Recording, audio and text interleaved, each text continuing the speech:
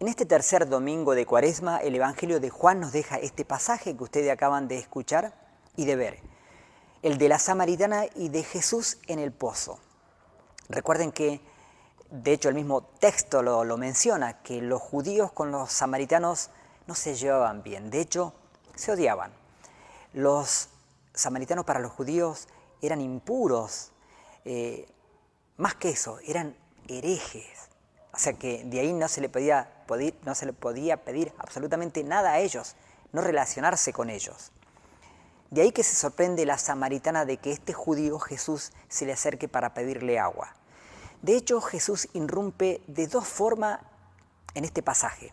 Primero pasa por la tierra de Samaria, tierra de samaritanos, algo insólito para un judío.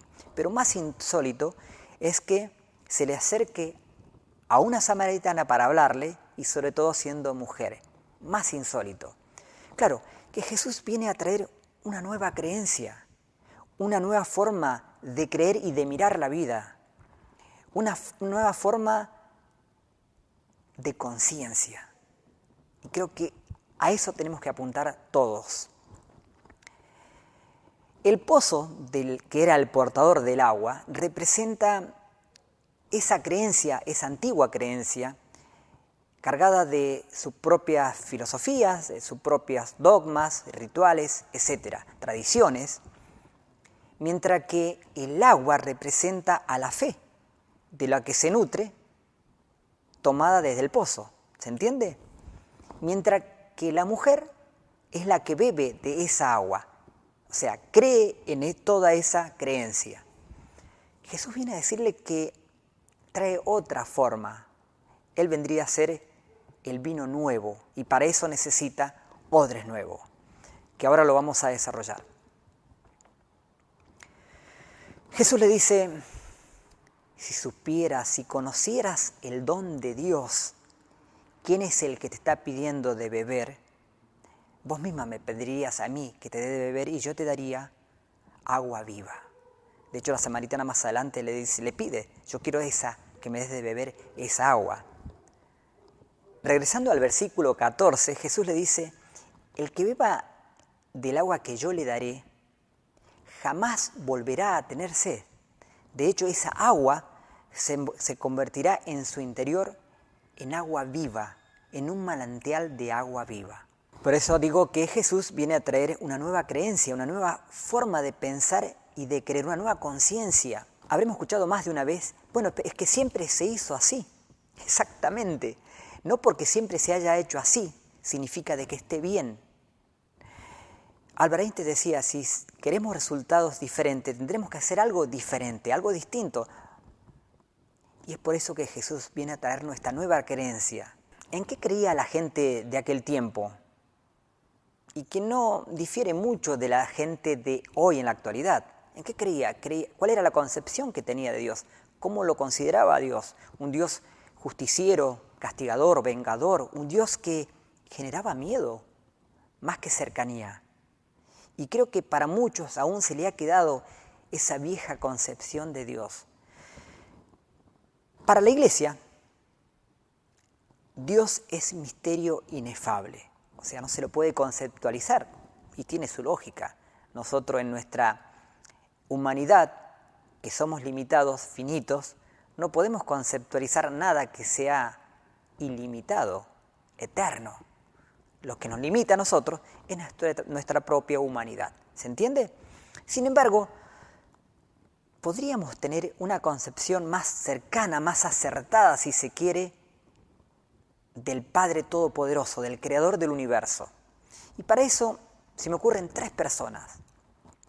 Primero el Hijo de Dios, que se bajó de su deidad para ser uno de nosotros, para ser un humano.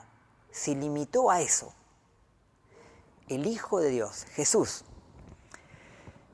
La otra persona, la segunda persona, que el Hijo es el Espíritu Santo, que es la segunda persona de la Trinidad. Y por ser Espíritu no deja de ser persona. De manera que también me puede orientar, ayudar a acercarme a esa concepción de Dios. Y la tercera persona, más cercana a nosotros todavía, es María, la madre del Hijo, que simboliza toda humildad, que representa toda humildad, la llena de gracia, la inmaculada.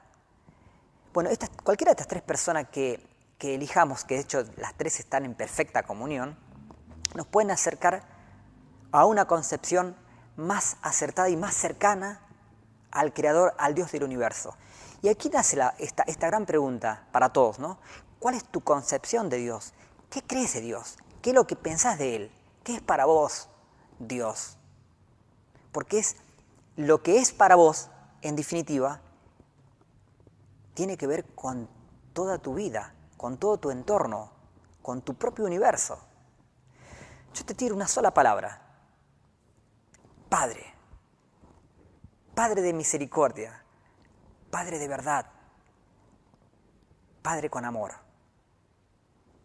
Esa es la concepción que te puedo tirar y que a mí me sirve porque es mucho más cercana a cualquier ser humano, a cualquier hijo. Y hablando de creencias nuevas, Jesús le dice más adelante, los verdaderos adoradores adorarán al Padre en espíritu y en verdad, porque esos son los adoradores que quiere el Padre. Y fíjense cómo se refiere Jesús a Dios. Le dice Padre. Ahí está la palabra clave. La concepción que debiéramos aprender y tener es Padre. ¿Y cómo quieres que le rindamos culto al Padre? En espíritu y en verdad. Y voy a decir algo que para los que no están acostumbrados a esto de ir a iglesias y de rendirle culto a Dios, porque para nosotros parece que fuera una especie de necesidad. Y sí, hay una necesidad, por supuesto, y tiene su lógica. La lógica es que Dios está dentro nuestro. Y para que Dios se manifieste, necesitamos rendirle culto, que aflore esa divinidad que también está en nosotros por ser hijo de Dios, no por mérito propio, sino por la gracia del bautismo.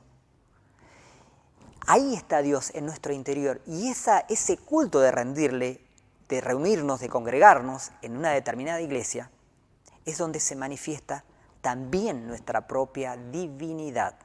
Ojalá que lo hayan podido entender. Y como para concluir, hermanos y amigos, simplemente Jesús hoy se te presenta como se le presentó a la samaritana, que ésta no conocía a Jesús. Y Jesús se entrega como agua viva, para que nosotros bebamos de ese manantial de agua viva, porque Él es el único que puede calmar nuestra sed de amor, sed de esperanza, sed de alegría, sed de fe, sed de paz, sed de justicia. Ojalá que este domingo, bajo esta reflexión, puedas encontrar la figura de Jesús, la presencia de Jesús y puedas beber de ese manantial. Que así sea.